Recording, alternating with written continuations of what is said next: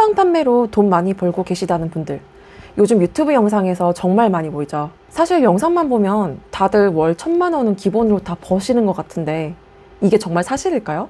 그래도 보통은 이 월 1,000 매출 내기 위해서 최소 몇백만 원의 초기 자금이 들어가는 게 보통인데요. 사실 겨우 이 몇백이 다른 오프라인 사업 초기 자금과 비교를 했을 땐 작은 금액인 건 맞지만 그래도 우리한테 이 몇백만 원이 아주 작은 금액은 아니잖아요.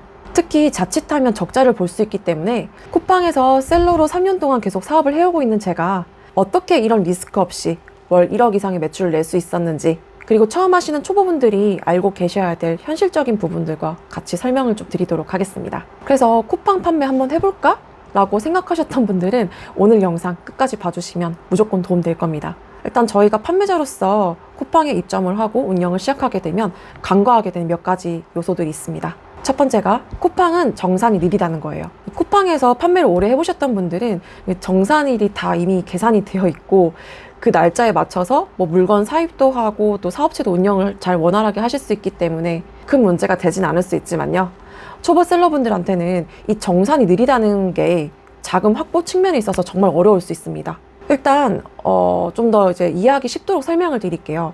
쿠팡에서 정산해주는 방식은 월정산과 주정산 두 가지 방식이 있어요. 어쨌든 그 정산해주는 금액은 총 매출에서 쿠팡의 이용 수수료를 공제한 뒤에 나머지 금액을 정산해주는 방식인데요.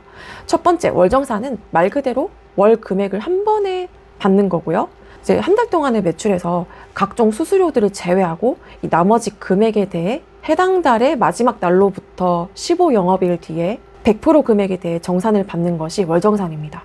주정산은 월정산처럼 몰아서 한 번에 딱 받는 게 아니라 미리 금액을 조금 나누어서 받는 방식이에요. 그러니까 이번 일주일 동안에 나온 매출에서 수수료를 제하고 이 금액에 대해서 15영업일 뒤에 정산을 받는 방식인데요. 좀 더 와닿게 설명드리면 약 3주 정도 뒤에 받는다고 보시면 됩니다. 월정산은 보통 이제 한 달 반에서 2달까지 걸린다고 생각을 해주시면 돼요. 근데 주정산은 이때 주의하셔야 될 게 정산 금액을 100% 다 주는 게 아니라 70%만 준다는 점입니다. 왜냐면 월정산처럼 시간이 어느 정도 흐른 다음에 정산이 되는 게 아니라 짧은 기간 내에 정산이 되는 거라서 혹시나 발생할지 모르는 그 환불 등에 대비해서 30%는 나중에 정산을 해주는 거거든요. 그래서 환불이나 취소에 대비해서 쿠팡이 자금을 가지고 있다가 다다음 달 1일에 환불이나 취소가 발생하지 않았다면 그 30%의 금액을 그대로 정산을 해주고 있어요. 그러니까 월정산, 주정산 어떤 걸로 할까 고민이 되시면 본인의 상황에 맞게 선택을 해주시면 되는데요.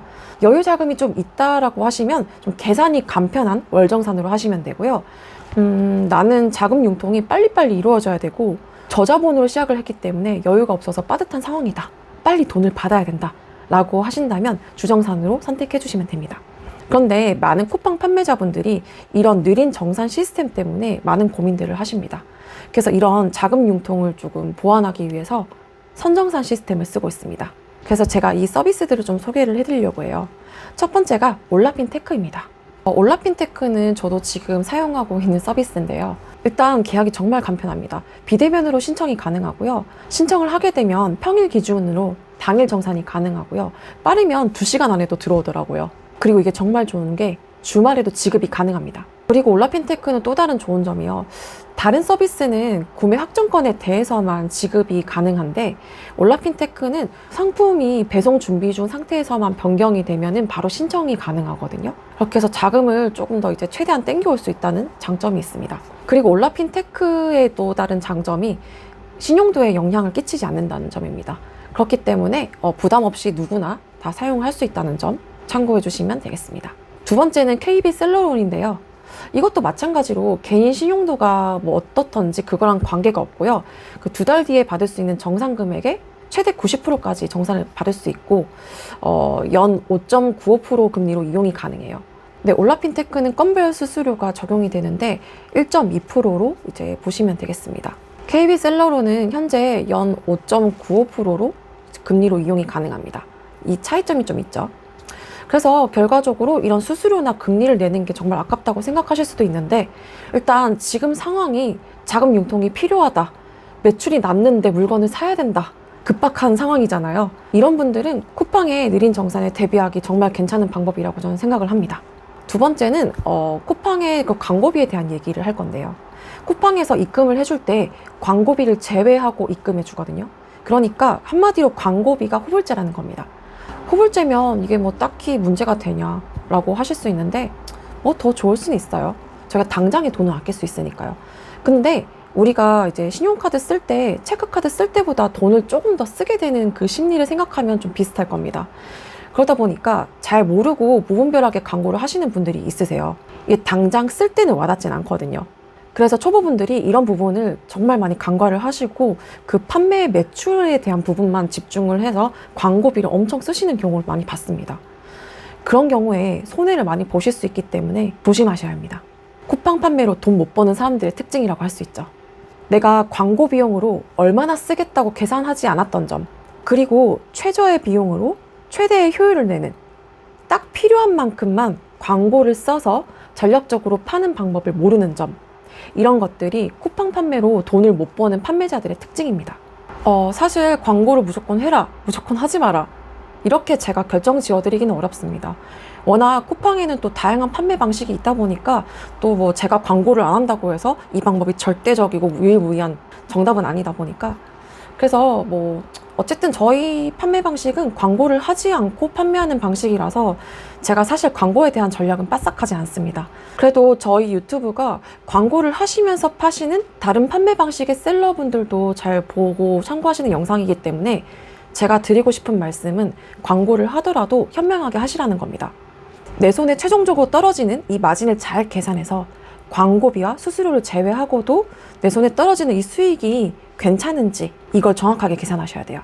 그리고 무분별하게 광고를 사용하기보다는 초반에는 광고를 좀 진행을 하더라도 어느 정도 판매량이 붙기 시작했을 때 그때는 조금씩 금액을 줄여본다든지 광고 빈도를 줄여본다든지 이렇게 광고를 최소화해서 좀 최대한의 효과를 낼 수 있는 그런 나만의 노하우를 가지셔야 됩니다. 그리고 세 번째가 쿠팡에는 좀 수수료가 높은 편이에요. 다른 곳과 비교했을 때도 스마트 스토어는 4%의 수수료지만 쿠팡은 10% 내외거든요. 결코 적은 게 아닙니다.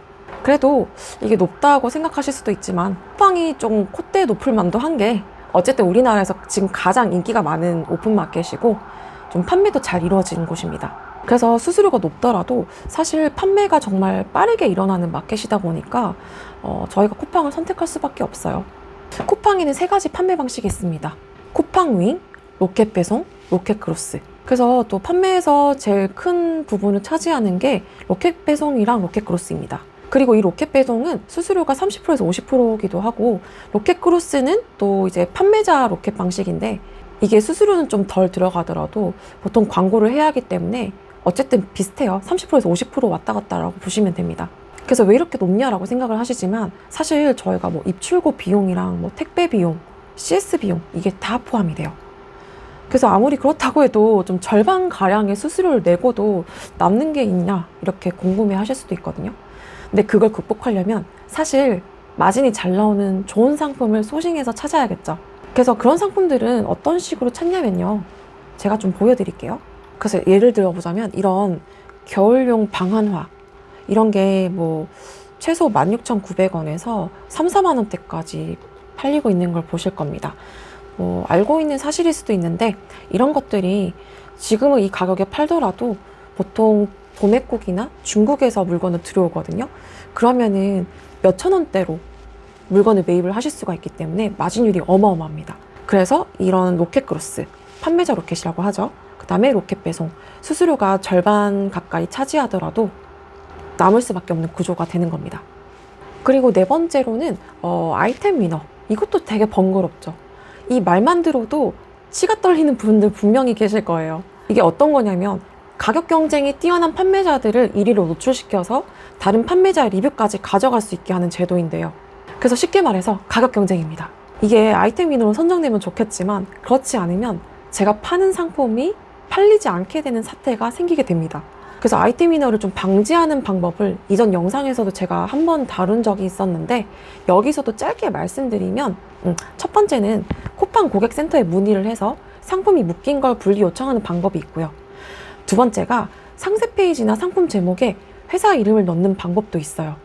이건 또 다른 방법인데요. 퀵프리스의 상표 등록을 통해서 다른 상품과 차별화될 수 있도록 하는 방법도 있으니까 상황에 가장 맞는 방법으로 선택해서 적용하시면 되겠습니다. 그래서 제가 지금 방금 말씀드린 아이템 위너에 대한 설명은 보편적인 판매 방식에 대한 부분이고요. 혹시나 제 유튜브 영상을 보시고 따라 파시는 분들 중에 아이템 위너로 묶이신 분들은 제가 작년에 아이템 위너를 주제로 다룬 영상이 있습니다. 이게 조금 더 저희 판매 방식에 맞는 방법이라서 그 영상이 조금 더 도움이 되실 겁니다. 아래에 링크 걸어둘 테니까 참고해 주시면 되겠습니다. 그래서 오늘은 쿠팡 판매의 실체를 낱낱이 말씀을 드렸는데요. 쿠팡 판매를 하면서 겪게 되는 여러 가지 어려움들을 좀 솔직하게 공개를 해드렸습니다. 그런데 이런 단점들이 쿠팡에만 있을까요? 저는 그렇게 생각해요. 이 세상에 단점이 없는 경우는 없더라고요. 어디에나 다 단점은 있습니다. 그런데 쿠팡, 이 단점을 감수하고라도 충분히 도전해 볼 만한 가치가 있다. 장점이 더 크다. 저는 그렇게 생각을 해요. 그렇기 때문에 저도 오랫동안 쿠팡을 이용을 했었고요. 그래서 오늘 영상 보시면서 쿠팡 판매 단점이 이렇게 많네? 이렇게만 걱정하지 마시고, 아, 단점을 이런 방법으로 극복을 할 수 있구나. 쿠팡 판매로 돈을 못 버는 사람들은 이래서 돈을 못 벌었구나. 이런 방식으로 접근해 보세요. 단점과 이 극복 방법까지 알고 시작하시는 여러분들은 남들보다 더 성공할 확률이 높지 않을까요? 오늘 영상은 여기서 마치도록 하겠습니다.